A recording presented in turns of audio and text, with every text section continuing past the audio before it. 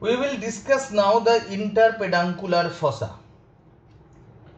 In our diagram of third ventricle, we have drawn the thalamus like this. We have drawn the corpus callosum like this.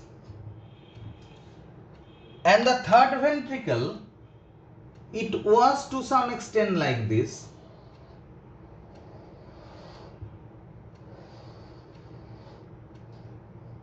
Pineal, suprapineal recess, then it goes to the aqueduct of Sylvius. Here we got our optic chiasma. This was the area for the pituitary. Here was the area for the mammillary body. And here was the area for the posterior perforated substance. It was our pineal gland. Then the midbrain starts.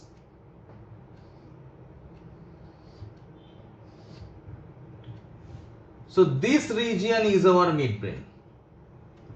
Midbrain has two elevations, one above, one below. These two elevations are called colliculi. This one is superior colliculi, this one is inferior colliculi. So in front of the midbrain, the portion in front of this aqueduct of Sylvius means this portion is our cerebral peduncle.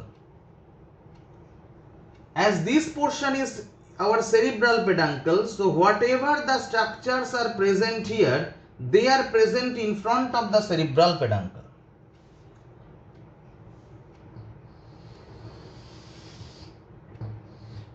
So if this was our brain, the pia mater of the brain, it traverses like this.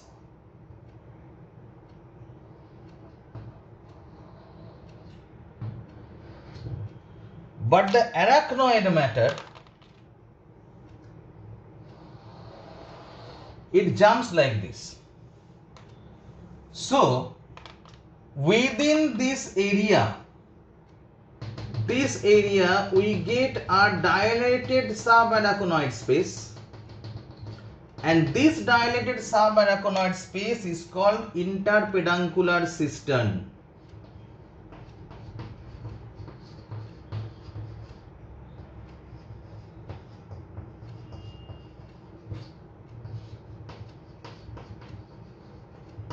And this interpeduncular cistern actually carries our circle of Willis.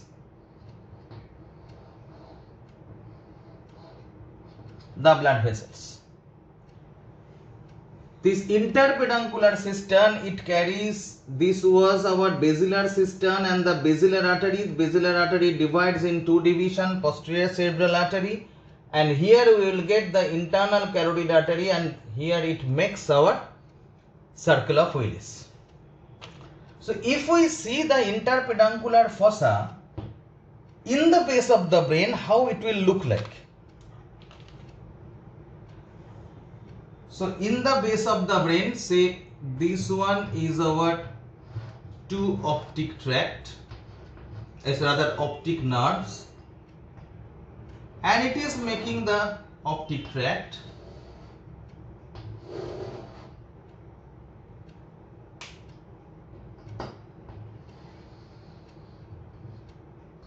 Here is our optic chiasma.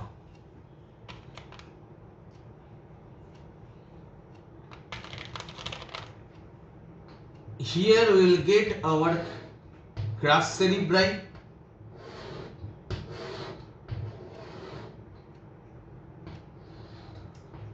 Two crus cerebri. And in the middle we will see our pons.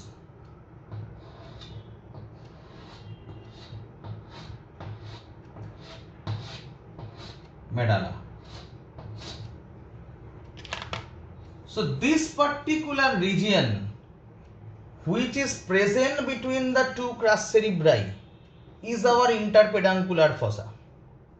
So interpeduncular fossa Anteriorly it is having optic chiasma, posteriorly it is having pons. Anterolaterally there are two optic tracts.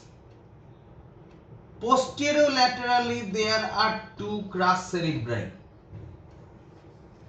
These crus cerebri, as they are the parts of the cerebral peduncle, so the gap between the two crus cerebri are called interpeduncular region or interpeduncular fossa. This interpeduncular fossa contains, that means this part was pons, ponses samne ja ja pabo. Tale ki pabo? In front of the midbrain, in front of the cerebral peduncle, we will get the posterior perforated substance. We will get the mammillary body. We will get the pituitary. And here we are getting the optic chiasma. So if this point is corroborating here, that means if these 2 points are the points for the optic chiasma, and these are the points of the midbrain, a pons, then in front of the or in between the cerebral peduncle we can expect posterior perforated substance, mammillary body and pituitary. So let us see how they are. So this is the location of the posterior perforated substance.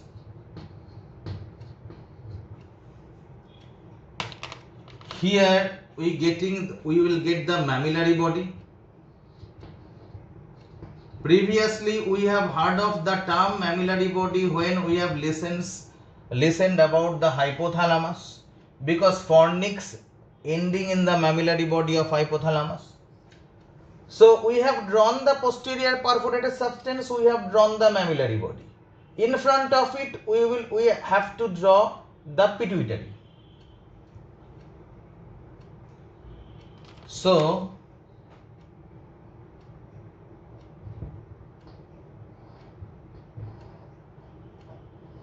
this is a cut stock of pituitary. This is a cut stock of the pituitary gland. In between the pituitary and the mammillary body there is an elevation. In between the pituitary and mammillary body there is an elevation, and this elevation is known as elevation tuber cinerarium. So here we get the tuber cinerarium in between the pituitary and the mammillary body. So interpeduncular fossa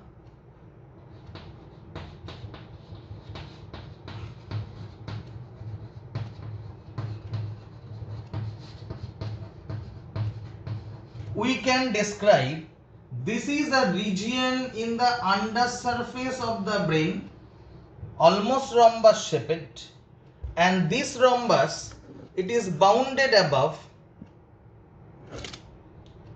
This rhombus, it is bounded above by this optic chiasma, bounded in front by optic chiasma, bounded behind by the presence of pons, bounded on two sides anterolaterally by the optic tract. Posterolaterally we are having the crus cerebri. These two are crus cerebri.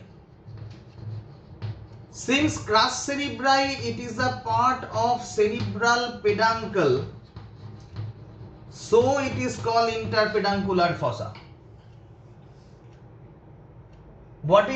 Who is making the floor of the interpeduncular fossa? The floor is made by from posterior to anterior, mammillary body, posterior perforated substance, mammillary body, tuber cinerarium, infundibulum of pituitary. So posterior perforated substance, mammillary body, tuber cinerarium, infundibulum of pituitary. Who is the content of the interpeduncular fossa? In the interpeduncular fossa, it is totally occupied by the large subarachnoid space, so CSF flows through it. This area known as interpeduncular cistern, and the circle of Willis is the content of the interpeduncular fossa.